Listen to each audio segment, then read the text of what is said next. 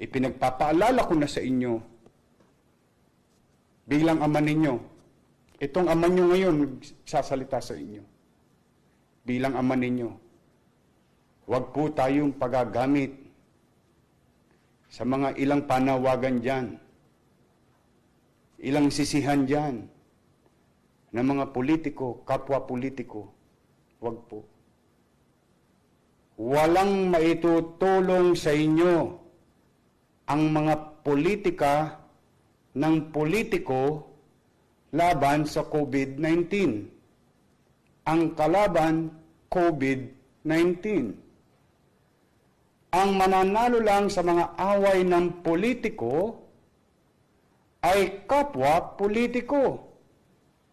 Palitan man natin ang liderato, wala pa rin makapagbibigay ng takda at tamang solusyon sa ating kinakaharap. Maghunos dili po tayo. Paulit-ulit ko pong sinasabi. Si COVID-19. Ako po bilang ama ng lungsod ng Maynila at Kapitolyo ng bansa, sa maliit kong kaparaanan, magamit ko man lamang ito. Ako'y nananawagan sa mga liderato sa national government, oposisyon, administrasyon, lalo na sa mga hindi nagkakaunawaan. Pwede ho ba? Pwede bang makisuyo sa mga kapwa ko politiko? Pwede ba? 90 days lang. Pahinga muna tayo. 90 days lang. Pahinga muna tayo ng politika. Pwede ba makisuyo yung pagkakainis natin sa isa't isa bilang politiko? Pwede ba 90 days lang? Ibuhos natin lahat ng resources natin. Administrasyon, oposisyon, may kiling sa kaliwa, may kiling sa kanan. Pwede ho ba? Bilang ama ng lungsod ng Maynila na bahagi ng ating bansa. Ako po, nagsusumaamo sa inyo, mga senador, congressman, lahat kaming mga politiko. Nagsusumaamo ako sa inyo. Huwag kayong maghanap na ng butas.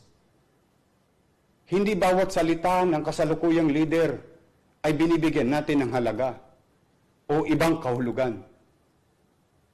Hinihikayat ko kayo, total magagaling kayo. I-donate nyo lahat ng sweldo ninyo. Lahat ng kakayanan ninyo, ngayon nyo ipakita sa tulong sa tao. Walang magaling dito. Walang mahusay sa laban na ito. Paulit-ulit kong sinasabi, wag na kayong lumayo sa pagkukumpara. Matatayog na ba sa tiklop? Himbis na nag-araw-araw na babalita sa telebisyon, sa radyo, sa mga social media, kanya-kanyang bayad tayo ng mga kung sino-sino para yung inyong mga political interest isulong ninyo. Pwede ba akong makisuyo? Bilang ama ng lungsod ng Maynila na Kapitolyo ng bansa. Pwede ba kayong makinig muna? Alam ko wala ako sa poder na pagsabihan kayo. Pero ako ngayon, hindi lang ako nagsasalita bilang alkalde ng lungsod, but bilang isang mamamayan din na marami na nagugutom. Huwag na natin sisihin kung sino ang mali. Wala pong tama sa sitwasyon na ito. Wala pong tama sa mga salita ninyo.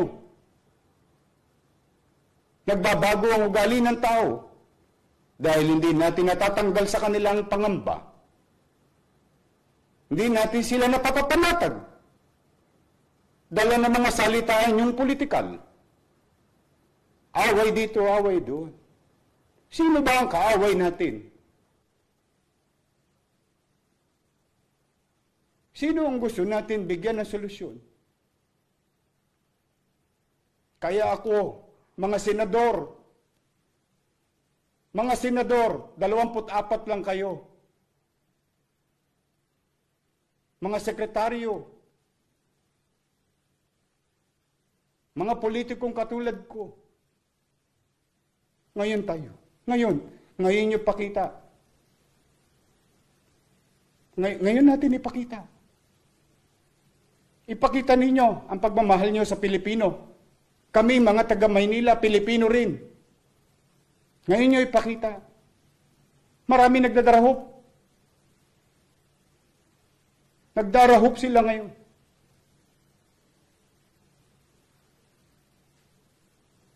Maswerte kayo, mga pinagpala kayo. Maswerte tayo, nakaluwag tayo sa buhay.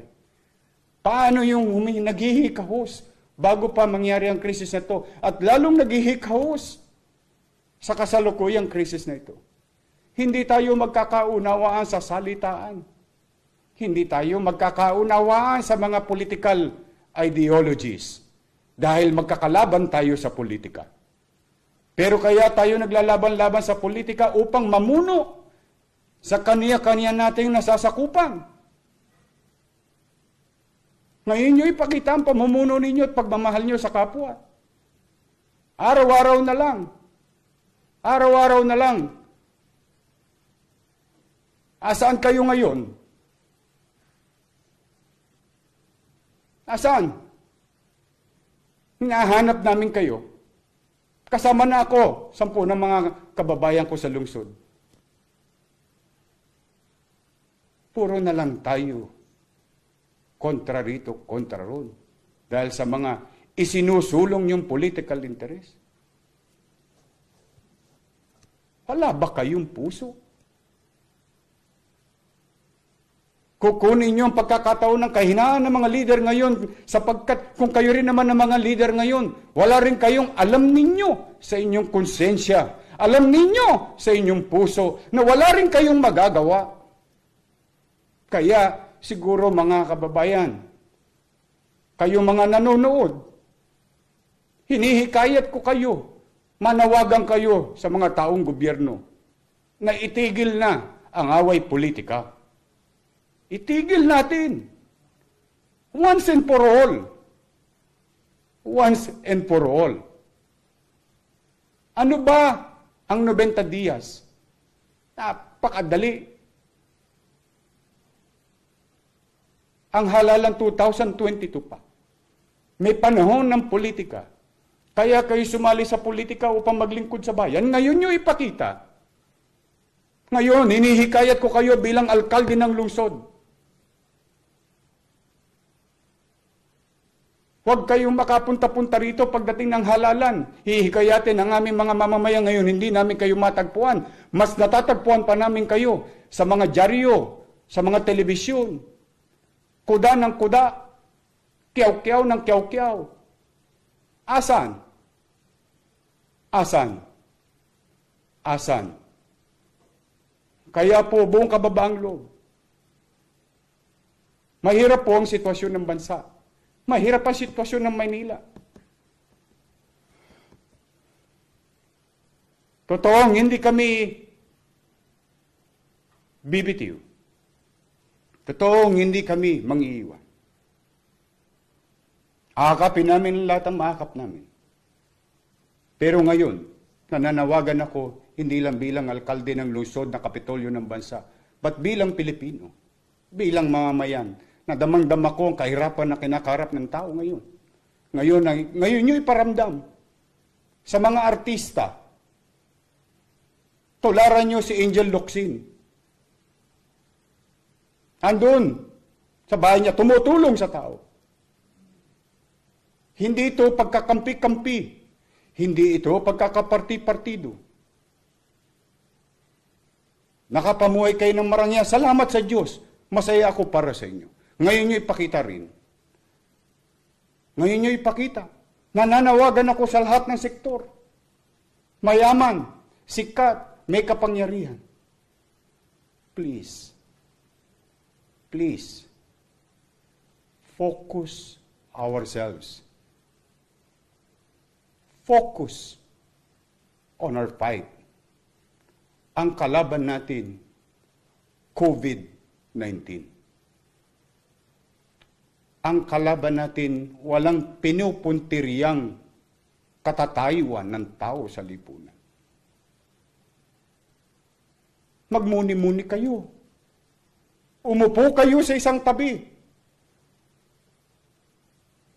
Huwag natin usisain ng usisain ang mga plano ng pamahalaan. Hindi ito panahon ng pag-uusisa. Hindi ito panahon ng pagkukuda. Ito ang panahon sa mga halal ng bayan na maglingkod ng tapat. Sa panahon ng pangangailangan, hindi sa panahon lang ng kasiganahan. Hinihintay tayo ng tao.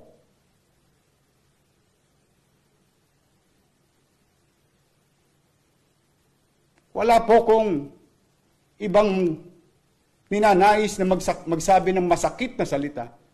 Ito'y katotohanan lang ng sitwasyon. Baka lang masyado tayong nahihibang, nalilinlang, o baka naman masyado lang tayong nalilibang sa katatawanan ng ibang tao,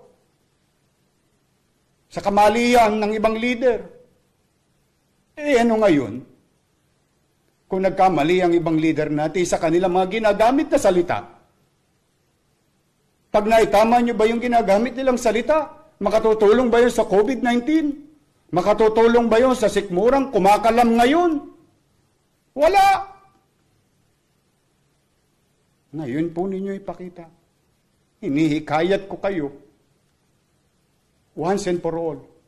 Pula, dilaw, asul, puti, anuman ang kulay ng inyong politika. Tabi nyo muna. 90 days lang. 90 days lang. After that, let's go on to regular business politics. Or politics as usual. But for now, I implore you, hinihikayat ko kayo. Tulong-tulong naman tayo. Iwasan muna natin yung mga alaga nating manok. Kung sinong isasabong natin sa susunod na halalan. Hindi ito yun. Hindi ito yun. Hindi ito yung panahon. Ngayon yung pakita kung karapat dapat kayong mahalal sa pinakamataas na pwesto ng bansa o sa matataas na pwesto ng pamahalaan. Ngayon nyo ipakita. Hindi nyo kami madadala sa komersyal nyo. Ngayon nyo ipakita. Magkaisa tayo. Magtulong-tulong tayo. Magtulong-tulong tayo. Magbatikusan tayo pagdating ng kung saan nakaraos na tayo sa COVID-19, kung saan nairaos na natin ang taong bayan, kung saan nairaos na natin muli ang katatagan ng ating ekonomiya. Dapa na! Dapa na ang lahat. Wala nang aapakan. Tao na ang maapakan natin sa kalsada. Hindi na politiko.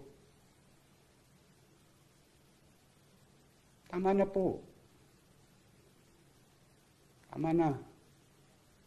Tama na ang away politika. Ceasefire. Please. Let us be all statement. Once and for all. Let's show. Let us all show. Today who are living and leading. Let's show to our hero that every lives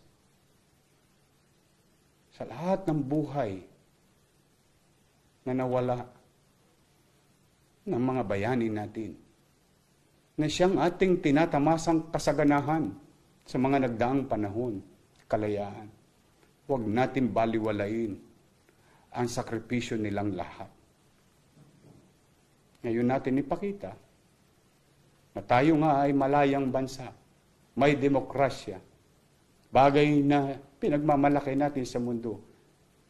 At higit sa lahat, tayong mga leader mga mayor, vice mayor, konsehal, congressman, board member, vice governor, governor, senator, sekretaryo ng bansa, vice president and president. Lahat tayo nagkakaisa. Ngayon po, wala ako sa poder na magsalita ng ganito bilang mayor. Pero ako'y may karapatang magsalita ng ganito bilang Pilipino. At ako'y hindi lang nagsasalita at nakikiusap sa inyo bilang alkalde ng lungsod. Boses ng higit na nakararami ay akin lamang pong ine-echo bilang isang ordinaryong mamamayan. Pasensya na po kayo. Maaaring salikwat sa political interest ninyo ang sinasabi ko. Saka na tayo magsingilan. Pero ngayon natin ipakita ang pagmamahal sa bayan, pagmamahal sa bansa, pagmamahal sa mamamayan. Dahil yan naman lahat ang bagay na sinumpaan nating tungkulin bawat isang nasa pamahalaan.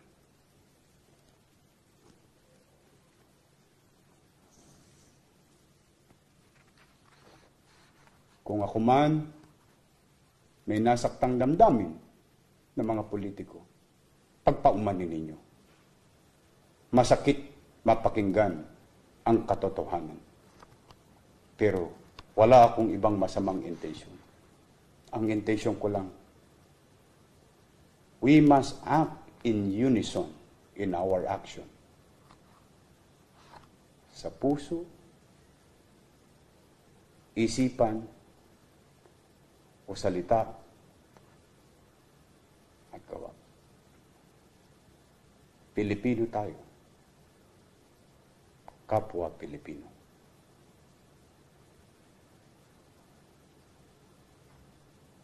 At ipanalangin ko kayo ngayong gabi. Sana nga, bigyan kayo ng Panginoon Diyos ng linaw ng kaisipan at buksan ang inyong mga puso at na magkaroon ng espasyo dyan na maibalik sa inyo ang pagmamalasakit sa ating kapwa.